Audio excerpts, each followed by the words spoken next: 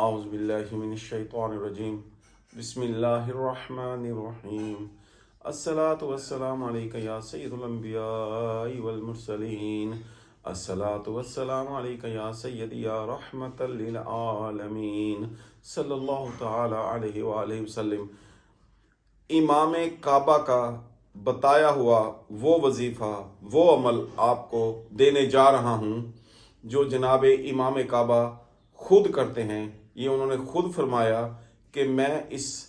وظیفے کو، اس عمل کو خود کرتا ہوں، تو لہٰذا اللہ رب العزت کی برکتیں سمیٹنے کے لیے آئیے ہم اس وظیفے کو دیکھتے ہیں اور اس پہ عمل خود بھی کرنے کی کوشش کرتے ہیں اور کریں گے انشاءاللہ تعالی۔ اس کا طریقہ کار یوں ہے کہ نماز ظہر کے بعد، جب ظہر کی نماز کی آپ تمام سنتیں اور نوافل ادا کر لیں تو اس کے بعد آپ نے 4 رکعت نماز نفل پڑھنی ہے، اور یہ 4 رکعت کو آپ دو کر کے بھی نفل ادا کر سکتے ہیں، اور چاروں کی چاروں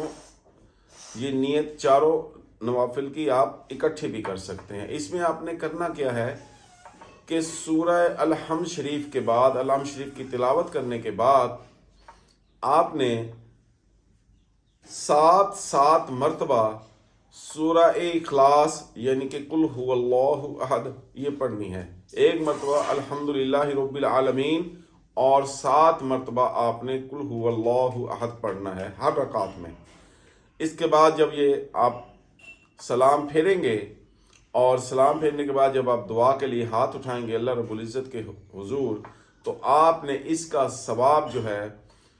وہ اللہ تعالیٰ سے یہ درخواست کرنی ہے کہ سردار الانبیاء حضور نبی کریم صلی اللہ تعالیٰ علیہ وآلہ وسلم کو بھیجنا ہے اس کا ثواب۔ اور جو خیال، جو طلب، جو آپ کا مسئلہ، جو آپ کا کام ہے، وہ بھی آپ نے اللہ تعالیٰ سے گزارش کرنی ہے کہ یا رب العالمین اس عمل کے صدقہ سے، ان نوافل کے صدقہ سے، اپنی اس عبادت کے صدقہ سے، حضور نبی کریم علیہ الصلوۃ والسلام کے وسیلہ اور نسبت سے آپ میری یہ حاجت، میری یہ مشکل آسان فرمائیے۔ انشاءاللہ تعالیٰ اللہ پاک دعاؤں کے سننے اور قبول فرمانے والی عظیم اور بابرکت ذات پاک ہے، وہ قبول فرمائیں گے۔ آپ اس چینل کو سبسکرائب ضرور کیجیے گا۔